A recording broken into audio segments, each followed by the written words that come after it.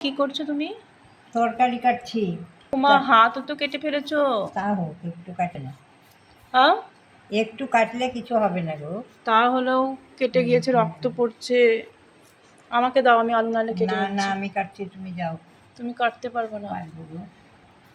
আচ্ছা, এখানে কি কেটেছো? বেগুন ভাজা আচ্ছা আর কুমড়ো দিবা ডালিয়াতে, আচ্ছা, লঙ্কা চিড়ে রেখেছি, আর আলু আলু ভাজা কাটছি। গোল গোল করে না? হ্যাঁ। আজকে মা বাড়িতে লক্ষ্মীনারায়ণ পুজো দেবে, ওই জন্য মা এখানে ভাদ্র মাসে লক্ষ্মী পুজো তো এমনিতেই বাড়িতে দেয়। তো আজকে যেহেতু রাখি পূর্ণিমা, তাই পূর্ণিমাতে একদম নারায়ণ পুজোর সাথে একসাথেই দেবে লক্ষ্মী পুজো। তাই ভালো সময় পড়েছে। সন্ধ্যে 6টার থেকে 7:30 পর্যন্ত, সেই তখনই মা পুজোটা আয়োজন করছে। আর আজকে নিরামিষ হচ্ছে যে ডালিয়া হবে, সেটাই এখন আমি রান্না করব। নিরামিষ ডালিয়া আর বেগুন ভাজা, পাঁপড় ভাজা আর আলু ভাজা। মা এখানে ঘটের সমস্ত জিনিস রেডি করে রেখেছে, আমিও মাকে কিছুটা হেল্প করে দিয়েছি। আর এখানে কাঠায় ধান আছে, কড়ি আছে, আর আছে কাঁচা টাকার কয়েন, সিঁদুর কৌটো, আলতা, মায়ের মূর্তি, আর এই মূর্তি বলছি ফটো, আর নারায়ণ। মায়ের সবজি হয়ে গিয়েছে, আর আমিও একটা প্রেশার কুকার বসিয়ে দিচ্ছি। প্রেশার কুকারে আমি আজকে ডালিয়াটা করব। তো দিয়ে দিচ্ছি এখানে মুগ ডাল, জল দিয়ে দিয়েছি প্রথমেই। তারপর মুগ ডালটা দেওয়ার পর আমি দিয়ে দিচ্ছি ডালিয়াটা। মুগ ডালটা ধুয়ে দিয়েছিলাম, কিন্তু ডালিয়াটা এমনিই দিলাম। আর তারপর দিয়ে দিচ্ছি কয়েকটা কাঁচা লঙ্কা, চিড়ে দিয়েছে মা এখানে। তারপর সবজিগুলো একে একে দিয়ে দেব। আর মা তো সবজিগুলোকে ধুয়েই রেখেছিল, ওই জন্য আমি আর ধুচ্ছি না।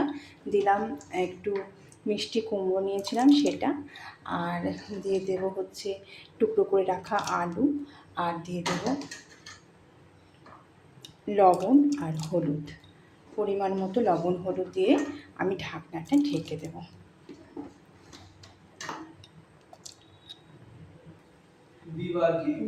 পরিমাণ মতো লবণ দিয়ে দিলাম, আর দিয়ে দেবো পরিমাণ মতো হলুদ। তারপর ঢাকনাটা আমি বেশ করে এঁটে দেব। আর এখানে একটু তেলও আমি কিন্তু দিয়ে দিচ্ছি, সর্ষের তেল। পরে ছোঁক দেওয়ার সময় কিন্তু অনেকবার প্রেশার কুকারে কয়েকটা সিটি দিয়ে আমি ডালিয়া খিচুড়িটা নামিয়ে নিলাম। এই প্রেশার কুকারটা কিন্তু আমি নিরামিষের জন্যই কিনেছিলাম। আর তারপর আমি ছোট্ট একটা কড়াইতে আমি বেগুন ভাজাগুলো বসিয়ে দিয়েছি, কারণ খিচুড়ির সঙ্গে তো বেগুন ভাজা না হলে ভালো লাগবে না। তো বেগুনগুলো ভাজতে বসিয়েছি এখানে, আর লবণ হলুদ দিয়ে বেগুনগুলো উঠতে পারতে ভেজে নেব বেশ লাল লাল করে। তো যেহেতু কড়াইটা একটু ছোট্ট, তাই আস্তে আস্তে করে আমি ভেজে নিচ্ছি। এটাকে নিরামিষের কড়াই বানিয়ে বেগুনগুলো লাল লাল করে ভেজে নেওয়া হয়ে গেছে। এবার বেগুন ভাজাগুলো একে একে তুলে নেব। বেগুন ভাজাগুলো হয়ে গেছে।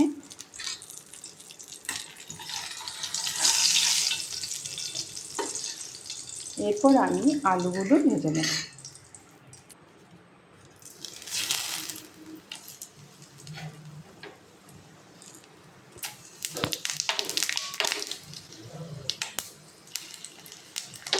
দিয়ে দিলাম জিরে, পাঁচফোড়ন আর শুকনো লঙ্কা, তেজপাতা।